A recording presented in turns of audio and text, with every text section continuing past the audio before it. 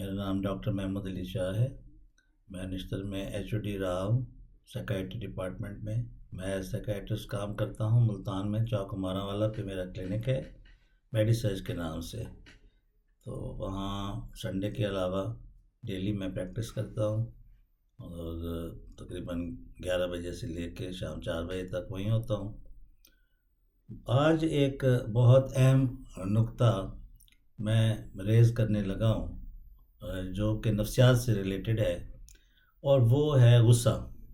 انسان کو غصہ پہلے تو یہ سوچیں کہ آتا کیوں ہے، اور اگر آ جائے تو پھر اس کے کیا نتائج نکلتے ہیں۔ غصہ انسان کو اس وقت آتا ہے جب آپ کی امید کے خلاف کام ہو جائے، جب آپ چاہ رہے ہوں کچھ اور ہو جائے، جب آپ کو دیر ہو رہی ہو، یا آپ کو کسی کی طرف سے کوئی ایمبیرسمنٹ ہو یا کوئی غلط بات کر دے، تو ان ایسے موقعوں پر انسان کو غصہ آ جاتا ہے۔ لیکن اس کے جو رزلٹس ہیں، نتائج ہیں یا کانسیکوینسز ہیں، وہ انتہائی خطرناک ہیں۔ گھر میں غصہ آ جائے تو بیگم سے جھگڑا ہو جائے گا، بچوں سے ہو جائے گا۔ غصہ اگر انتہا کو بڑھ جائے تو آدمی مرنے مارنے پہ تل جاتا ہے، یعنی ابیوسو ہو جاتا ہے فزیکلی یا وربلی۔ اور اگر آپ کسی طالب علم کو یونیورسٹی میں یا اسکول میں یا کالج میں غصہ آ جائے تو اساتذہ سے اس کی انبن ہو جائے گی اور تعلیم سے ہاتھ دھونے پڑیں گے۔ اگر جاب پر آ جائے تو آپ کی نوکری چلی جائے گی، اور اگر سڑک پہ آ جائے آپ کو غصہ گاڑی چلاتے وقت تو انتہائی خطرناک نتائج کا سامنا کرنا پڑے گا۔ آپ دیکھ لیں کہ آج کل جو ٹریفک کے حالات ہیں وہ بھی عدم برداشت کی وجہ سے ہیں۔ کچھ موسم کا اثر بھی ہوتا ہے، کیونکہ ہمارے ہاں گرمی بڑھ رہی ہے تو عدم برداشت بڑھ رہا ہے اور غصہ بھی بڑھ رہا ہے۔ تو اس ایسی سچویشن کو کنٹرول کرنے کے لیے صبر کرنا انتہائی ضروری ہے، میں سمجھتا ہوں۔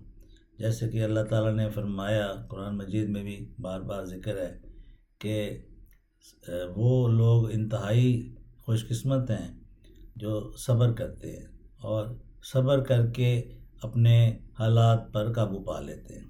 تو حالات پر قابو پانے کے لیے بھی صبر کا دامن ہاتھ سے نہیں چھوڑنا چاہیے۔ لیکن اگر یہ غصہ آؤٹ آف کنٹرول ہو جائے due to depression, due to anxiety یا ڈرگ ایڈکشن کی وجہ سے یا کوئی بڑی نفسیاتی بیماری کی وجہ سے، تو پھر اس کا علاج کرانا جو ہے وہ انتہائی ضروری ہے۔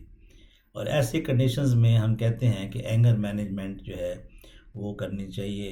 اور اگر کسی کو کوئی اچانک شدید غصہ آ گیا ہے تو پھر دیکھنا چاہیے کہ کیا یہ منشیات کا شکار تو نہیں ہے، خاص طور پر جیسے چرس ہے یا آئس ہے۔ اس میں بہت جلد انسان کو ڈرگ انڈیوس سائیکوسس ہو جاتا ہے۔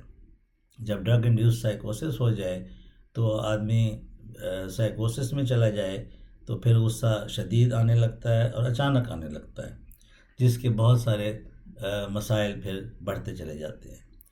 تو ایسی کنڈیشنز کو اوائڈ کریں، اور بہتر یہ ہے کہ اگر غصہ آپ کو زیادہ آ رہا ہے تو پھر کسی سے رابطہ ضرور کریں یا کال کریں۔ جیسے میں اپنا نمبر آپ کو دے دوں گا، آپ مجھے بھی کال کر سکتے ہیں۔ اور اگر کسی کو انگزائٹی یا ڈپریشن کی وجہ سے ہے تو اس کا تو علاج کوئی اتنا مشکل نہیں ہے۔ اینٹی ڈپریشنٹ وغیرہ اگر ٹائم پہ لے لیا جائے تو یہ سارا میٹر جو ہے وہ ٹھنڈا ہو سکتا ہے۔ تو غصے کا ٹھنڈا ہونا انتہائی ضروری ہے۔ اگر ڈرگ ایڈکشن کا شکار ہے تو پھر کسی ریہیب میں داخل ہو جائے، اور اگر کوئی پرسنالٹی پرابلم ہے تو پھر میں سمجھتا ہوں کہ سائیکالوجسٹ سے کوئی تھیراپیز وغیرہ جیسے CBT یا کوئی اور تھیراپیز ہے وہ کروائے۔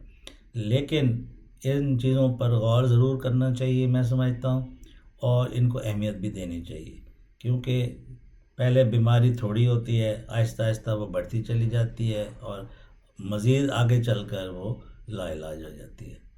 انشاءاللہ ہم اس موضوع پہ پھر بات کریں گے، کیونکہ یہ ٹاپک بہت لمبا ہے۔ اب اجازت چاہوں گا۔ اللہ حافظ۔